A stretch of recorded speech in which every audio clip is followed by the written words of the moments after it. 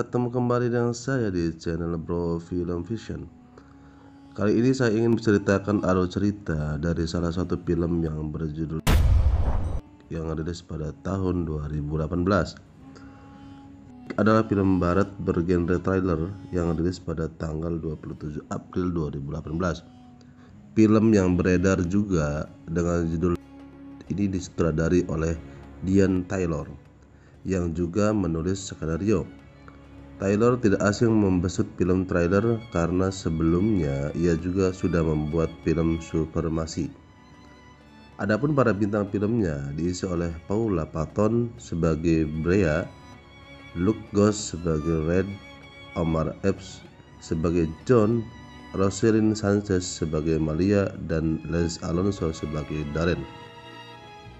Menceritakan tentang Brea dan John yang pergi untuk berakhir pekan yang romantis di villa pegunungan. Di villa pegunungan itu benar-benar terisolasi sehingga sangat cocok untuk berdua. Mereka pun memilih menginap di sebuah villa. Pasangan tersebut terkejut dengan kedatangan dua temannya, yaitu Darren dan Malia. Tepat ketika akhir pekan mulai, ada kawanan geng motor yang kejam muncul dan mulai mengintimidasi mereka karena mereka melihat geng motor itu membunuh seseorang. Mereka berempat dipaksa untuk memperjuangkan hidup mereka untuk melawan geng motor yang tidak akan berhenti untuk melindungi rahasia mereka. Apakah mereka berempat akan selamat? Yuk langsung saja kita dengarkan alur ceritanya. Oke bro, film ini diawali dengan seorang wanita cantik yang bernama Brea. Dia bekerja di sebuah perusahaan media surat kabar. Ya, pekerjaannya adalah seorang reporter, wartawati, atau jurnalis. Pagi itu Brea sedang menulis tentang tema koruptor, namun masih dalam tahap penelitian. Namun ketika dia lihat surat kabar di internet milik perusahaannya, dia merasa kaget karena tema yang dia sedang teliti sudah diterbitkan dan penulisnya adalah orang lain. Brea kemudian berangkat dan menemui pimpinan redaksi, yaitu Mr. Wayne yang diperankan oleh William Fichtner. Dan Brea marah karena tema korupsi yang sedang dia teliti dan sedang ditulis diambil oleh jurnalis lain. Namun Mr. Wayne itu malah balik marah dan menyudutkan Brea. Brea kemudian menceritakan kisah korupsi persekongkolan dan sejenisnya yang ternyata adalah kisah nyata dalam hidupnya sendiri. Ceritanya seperti ini. Brea, dia mempunyai pacar John dan teman akrab yaitu Darren dan Malia. Pada waktu senggang biasanya mereka dinner berempat untuk berbincang-bincang dan menghilangkan penat. John menceritakan kepada Brea bahwa perusahaan Darren memiliki villa di pegunungan dan John mau mengajak Brea untuk libur akhir pekan, dan Brea pun setuju dan merasa sangat senang. Malamnya mereka melakukan hubungan yang romantis dan pada paginya John datang dan memberikan hadiah berupa mobil yang dia rakit sendiri karena memang dia pekerjaannya merakit mobil. Ya, itu sebagai tanda ulang tahun untuk Brea, kata John. Hari itu pun keduanya berangkat ke pegunungan untuk berakhir pekan. Mereka mengendarai mobil dan di jalan mereka bercumbu dan ya seterusnya lah seperti itu. Kemudian mobil mereka berhenti sejenak di rest area pom bensin. Brea berbelanja kebutuhan untuk liburannya di villa nanti. John yang ada di luar mobilnya melihat sekelilingnya dan dia melihat ada sekelompok geng motor yang sedang berkumpul di tempat itu. Kembali ke Brea, ternyata di dalam minimarket itu dia dikejutkan dengan lelaki yang bertabrakan dengannya dan menumpahkan minumannya. Lelaki itu adalah Red yang diperankan oleh Luke Goss. Saat Brea membersihkan tubuhnya yang tersiram air minuman di dalam toilet, dia bertemu dengan seorang wanita di mana wanita tersebut merupakan salah satu dari anggota geng motor mungkin. Dan Brea melihat keanehan pada diri wanita itu. Tapi Brea menepikannya. Di luar tiba-tiba John didatangi oleh seorang anggota geng motor dan orang itu memuji mobil John. Namun pujiannya agak menyindir John, sehingga John merasa terganggu dan akhirnya mereka pun bersegi tegang. Pria itu meludahi mobil John. John kesal dan langsung memberikan bogeman mentah ke muka pria itu. Mereka hendak berkelahi, namun Brea dan teman dari geng motor itu melerainya, dan polisi pun secara kebetulan datang. Ya, seorang deputi bernama Sally yang diperankan oleh Missy Ville ikut melerai dan memperingatkan kelompok geng motor tersebut. Di perjalanan, Brea dan John diikuti oleh salah satu anggota geng motor itu.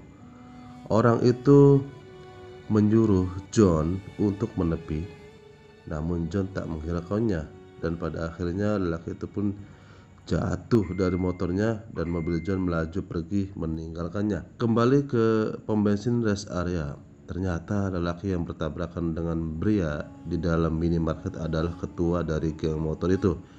Namanya adalah Red. Mereka berbincang dengan supir kontainer yang sedang parkir di situ, dan supir itu merupakan anggota geng motor itu juga. Red mengatakan jangan mengurusi masalah sepele sehingga akan memperlambat misi mereka. Oke, kita kembali ke John dan Brea. Akhirnya mereka pun sampai di villa yang terletak di pegunungan itu. Villa yang indah, dan mereka berdua pun bergegas masuk ke dalam villa tersebut. Villa ini mempunyai kolam renang yang sangat indah sekali, karena memang tempat ini adalah tempat sempurna untuk berlibur. Di saat itu John dan Brea akhirnya melakukan hubungan silang seperti itulah. Pasti kalian tahu sendiri. Oke, lanjut. Brea dan John merasa kaget. Mereka tidak menyangka Malia dan Darren tiba-tiba datang, dan kemudian mereka pun merayakannya dengan menyantap makanan. Kembali ke Brea. Brea hendak mengambil tasnya untuk mengambil ponsel yang ada di dalamnya, tapi yang diambilnya adalah ponsel milik orang lain. Dan setelah mengingatnya, dia teringat kepada wanita yang bertemu dengannya di toilet minimarket itu. Brea dan John dan kedua temannya kemudian membuka ponsel itu, dan setelah dilihat ada foto-foto wanita yang seksi, ada yang terikat tangannya dan ada yang mulutnya tertutup dengan lakban, dan pada wajah mereka terdapat lebam-lebam. Dan Brea menganalisa bahwa foto-foto yang ada di dalam ponsel itu adalah merupakan korban perdagangan manusia. Kemudian Brea menelepon polisi, yang hal itu tidak setuju oleh Darren, sehingga mereka berempat cekcok dan Malia pun pergi dari villa itu. Namun Brea memaksa dan dia menelepon polisi juga. Selagi menunggu polisi datang, Brea menyalin foto dengan cara memoto dan mencatat nomor ponsel yang ada di dalamnya. Brea, John, dan Darren dikagetkan dengan kedatangan wanita yang bertemu Brea di minimarket itu, dan memang benar dialah pemilik ponsel itu. Wanita itu menanyakan keberadaan ponselnya dan Brea pun menjawab ada padanya. Brea mengajak wanita itu untuk masuk, namun dia tidak mau, dan akhirnya dengan menjerit dia lari menemui Red. Namun apa yang terjadi? Red tanpa ragu-ragu langsung menembak wanita itu tepat di kepalanya hingga wanita itu pun tewas. Brea, John, dan Darren menyaksikan pembunuhan tersebut. Red meminta teleponnya, kemudian Darren, John, dan Brea menyetujuinya dan mereka masuk ke dalam. Brea dan John masih ragu untuk menyerahkan ponsel itu karena ketika ponsel itu diserahkan maka mereka pun pasti akan dibunuh. Namun Darren bersikeras untuk meminta telepon itu dan dialah yang akan mengantarkannya sendiri.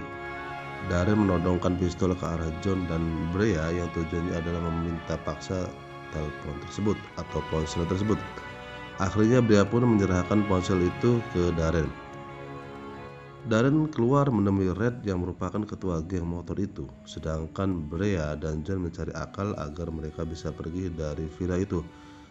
Brea berhasil keluar dari belakang pintu garasi mobil, Namun nasib naas ditimpa oleh Darren, dia pun mati ditembak oleh Red. Kemudian anggota geng motor itu pun masuk untuk memburu John dan Brea. Namun John pun akhirnya lolos juga lewat pintu garasi samping itu, dan mereka berlari memasuki hutan. Red dan anak buahnya mengejarnya dan sesekali menembak ke arah John dan Brea. Salah satu dari geng motor itu berhasil menemukan John, dan saat John hampir mati tertusuk oleh belati, Brea memukul kepala orang itu dan dia pun tersungkur jatuh.